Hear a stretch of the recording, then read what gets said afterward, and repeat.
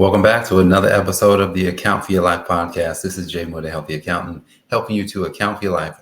So let me ask you a question.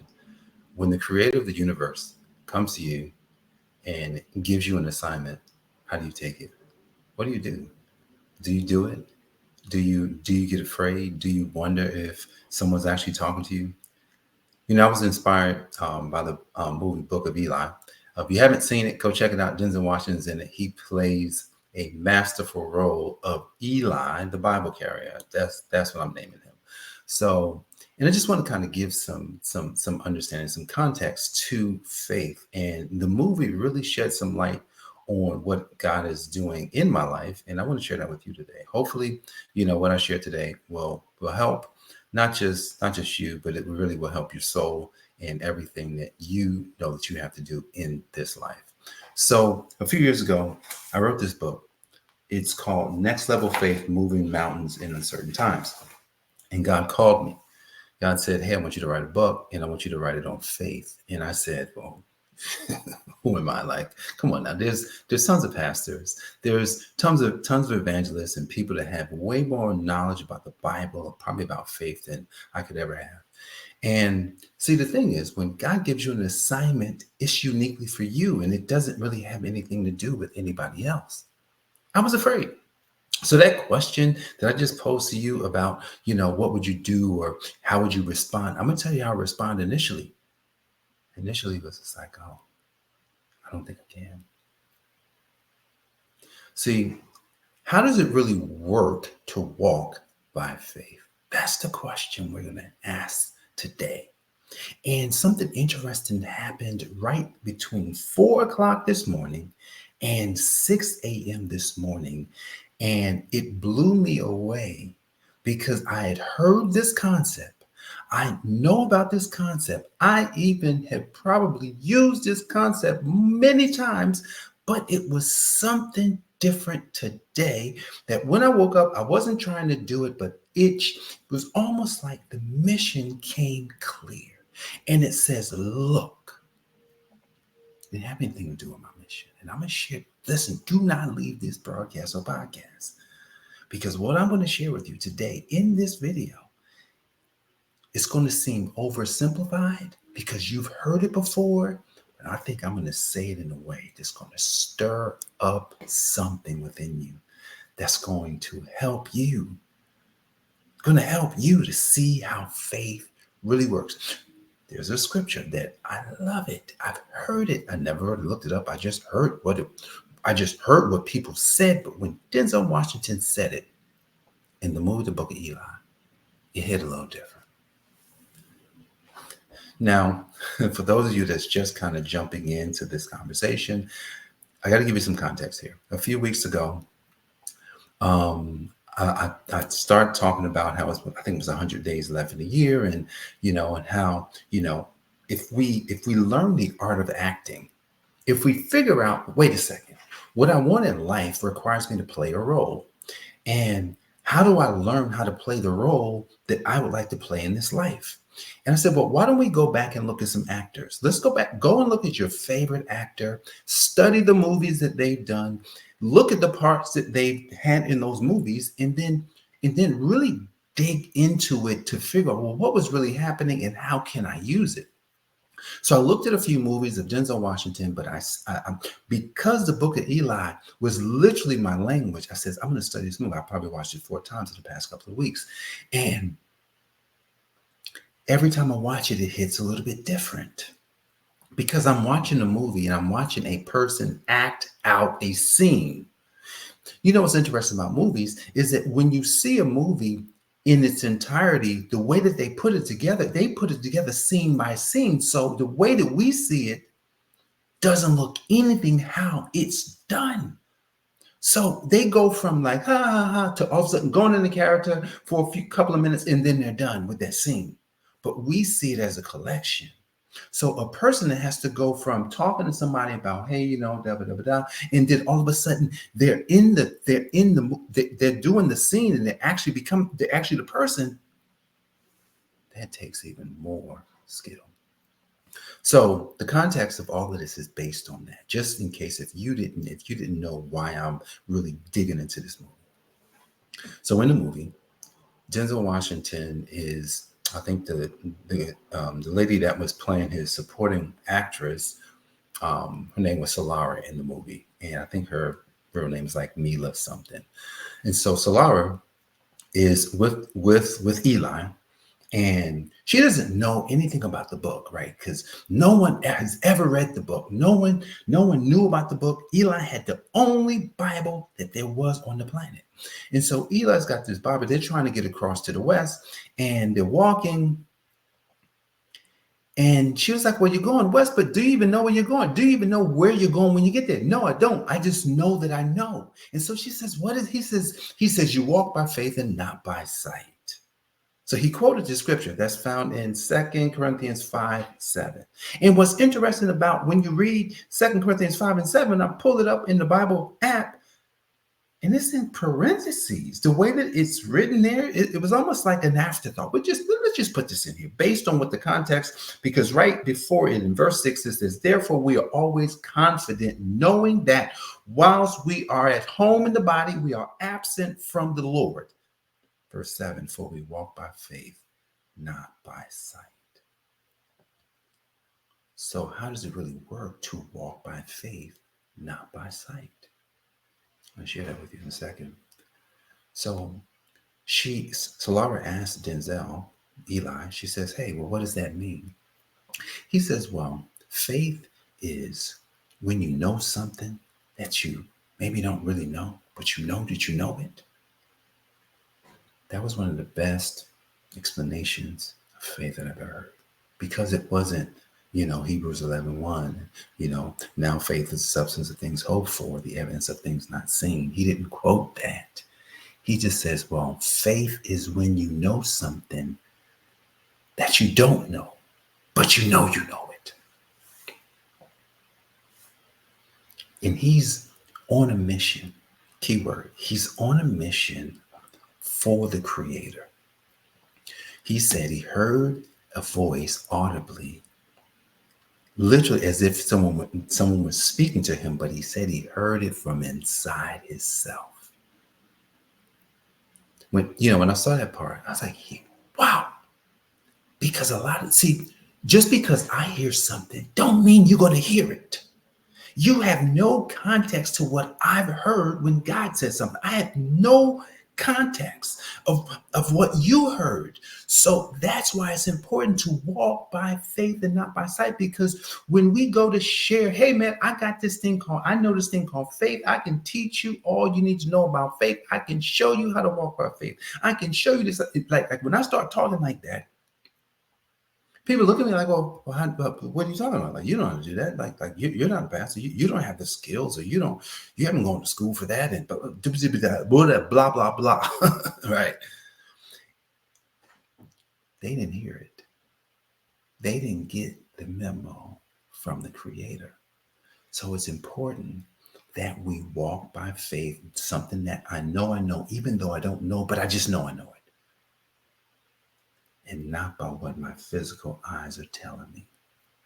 Based on what was happening in the movie with Eli, it made no sense for him to even have the faith that he's going to get across country on foot, probably from the East Coast to the West Coast, get to where he's supposed to go to deposit this book. There was no way that was supposed to happen. It took him over 30 years to do it. So I'm going to go back. Remember I said I was going to tell you about what happened this morning between 4 o'clock and 6 o'clock. So God, I'm becoming more and more aware of what God is doing in my life. Like I'm still a work in progress. So I'm not perfect.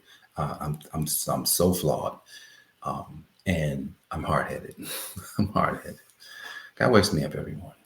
He wakes me up every morning without fail. I don't think there's mornings that I don't wake up at 3 o'clock or 4 o'clock. And I'm like, well, that's not the time I'm supposed to get up. Like if I went to bed at 11 o'clock and it's 3 o'clock, why am I ain't getting up at no 3 o'clock. That's what I'm saying in my head. Like I'm not getting up. But then there's some mornings where it's just like, I can't go back to sleep. So this morning, I turn over and I look, oh man, it's 4 o'clock. Damn. All right. And I'm kind of like, because I don't want to keep my eyes open. If I keep my eyes open, I may stay awake.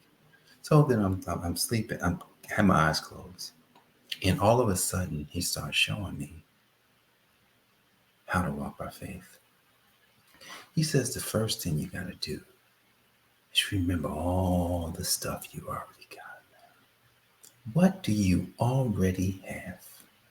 What have I already given you? So let's think about what this is. Before I really can walk by faith and not by sight, I have to become aware of all of what I've already been given, no matter how small it is. That's called, you heard it before, gratitude. But we're going to move that out of the way because that's part of the problem. You've heard you got to have a gratitude journal. You've heard that you got to be thankful. This is different. You just got to remember, my toes are moving. My nose is working. My ears are working. I don't even know how they work. My body somehow turned on. It was turned off while I was asleep.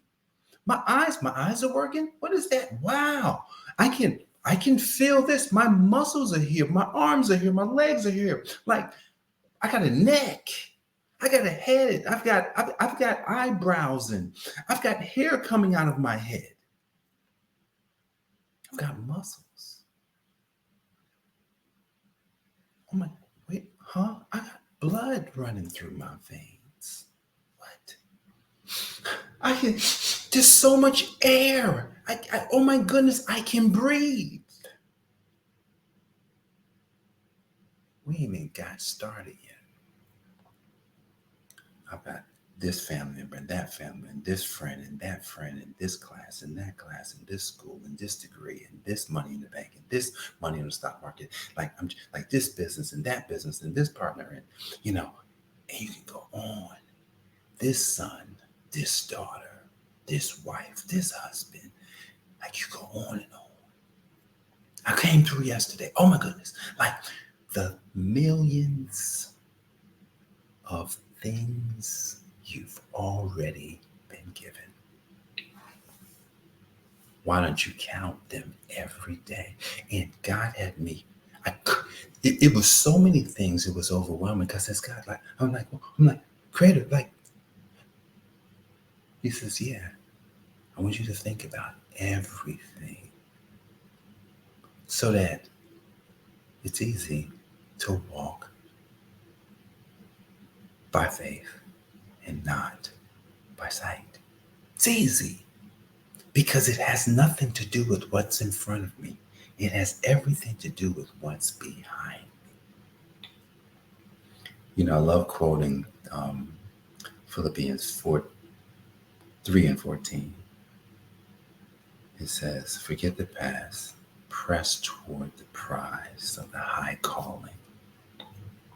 Now, the high calling, the problem that many of us have had with the high calling is it's hard to forget the past because we keep pinpointing all the things in the past that are terrible.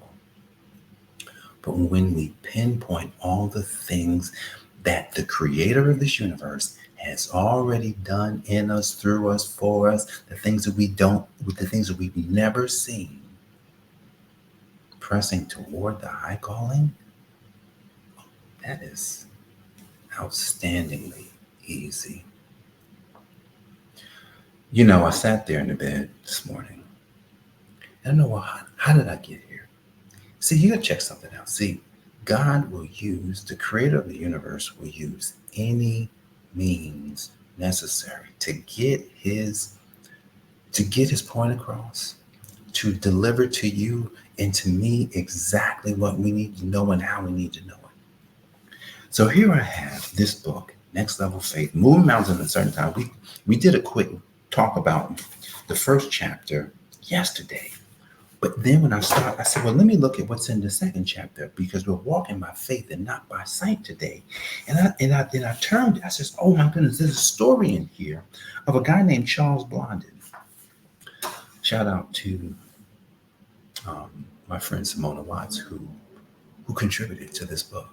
She contributed to the moving mountains in certain times with a delivery and understanding of what a faith, blindfolded faith looks like. And she told this story of Charles Blondin. I'm not going to tell the whole story. I'm just going to kind of give you some cliff notes. You can go look the story up. It's something you can find. Charles Blondin, Niagara Falls. Charles Blondin went across the Niagara Falls on a tightrope.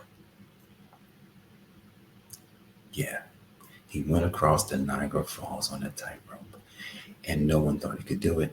He practiced. He was the world's, foremost expert at going across the tightrope. And I'm not telling the whole story. I'm just giving you some cliff notes. He goes across and he does it. This is where it gets really interesting when we walk by faith, not by sight. He has a daughter, and his daughter trusts him immensely.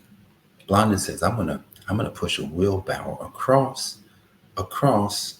Where was it at? It wasn't Niagara Falls. I think it was. Let me check that one. He pushed a wheelbarrow with his daughter across something. It may not have been Niagara Falls. It may have been something else. But he pushes his daughter in a wheelbarrow, like on a tightrope, across a high, something very high. Just say it that way. So when we think about walking by faith, not by sight, why did his daughter trust him that much that it didn't matter what daddy was going to do? She trusted him fully. See, one of the things about walking by faith and not by sight is next level trust. This is the kind of trust that Charles Blondin's daughter had for her dad. She had no worry that dad was going to push this across. And I think she was throwing rose petals or something off the sides of the wheelbarrow as he's pushing her across some high tightrope. She had no conscious worry gene in her body. She knew they were going to get to the other side. She knew that there was nothing going to happen. And she said, if she could have quoted it, she would say, I walk by faith, not by sight. I fully trust my Father because I know who my Father is. See, if we're going to understand how walking by faith really works, we got to know. We got to know who our Creator is. We got to really know it. And so, if you wanted to do something, like, well, Jay, what do I do? This is the question. Most people want to know how to do something. You already know how to do it. You're already filled with the thing that you need. You've been given it already. It's just that you need to now connect with it. So do what I did this morning.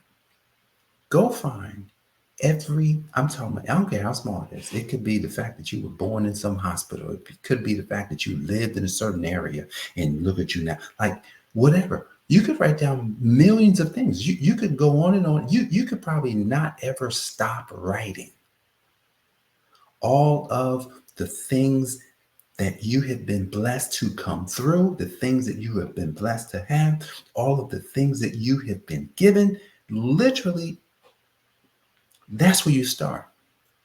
Because that is kind of like, how we do testimonials, I can do such, but look, here's my client who said that I can do it as well. This is what God's saying. God's got more testimonies. God's got more reviews than anybody on this planet. Because every person on the planet, if they go through their life, no matter what their life looks like, because if they're still breathing, then that means the blessing is still there. They have been blessed even in the storm. See, remember, next level faith doesn't come without suffering in some regard or sacrifice. Ouch. I know there's some people that do suffer, then that have suffered. Maybe you've suffered. You know, I'm just reminded of Job. His story. Had it all, lost it all. The Lord giveth, and the Lord taketh away. Blessed be the name of the Most High. So if you were and I were gonna walk by faith, not by sight, I know what I'm gonna do. Every day, I will remember and give a testimony. The fact that I got a leg right now that I'm standing on, 2 of them. I got toes right now that's helped me to get around, and I've got toenails and fingernails. I've got a hand here that works so good. I've got blood going through my body, and I've got a nose that's sucking free oxygen. And man, I've got blood vessels and nerve endings and atoms, and man, I've got a whole body to live in. I got these muscles here. Oh my goodness, I've got these push-ups that I do every single day. Man, oh my goodness, I've got these glasses that I like to wear. I've got these hair follicles coming out of my head and all over my body. Wow. I'm blessed. I'm so thankful. I'm so thankful that the creator of the universe has given me more. It's given me more than I can bargain for. There's a story about that I'll share one day. But if we're going to really walk by faith and not by sight, we must give thanks to the creator of this universe every moment, every day. And then as Paul says in Philippians 3:14, forget the past, the bad stuff, but press toward the high calling. Press toward the mission that God has placed you on. God has placed me personally on a mission of faith. He's placed me in a position to share faith, to teach faith, to show faith, to be faith, to write books on faith. And I didn't understand, just like you may not understand fully what God wants to do. And because I didn't understand, I got frustrated. But today, because we're 75, 74 days left in the year, we walk by faith, not by sight. You're looking at one of the newest on paper millionaires of the Moore family. You're looking at them. The Moore family from Newark, New Jersey, doesn't have any millionaires in the gene. I am the first millionaire, multi-millionaire, and soon to be multi-hundred millionaire and beyond. I'm the first. I won't be the last. God has placed that within me. But here's the thing. I walk by faith and not by sight. So because I walk by faith, and that is my mission, then there's no doubt that whatever he has already done, I fully accept it. What about you? Do you accept today to live with next level faith, to walk by faith, not by sight, to realize that, hey, you just got to not even think about whether or not it can be done. Because if you can think it, then that means it will be done. So I give homage to the Most High today for choosing me, for choosing you for what you've been called to. And I thank him for giving me the understanding of what I needed to understand. And now that I know, I won't shy away from being the first millionaire of the Moore family, 2024.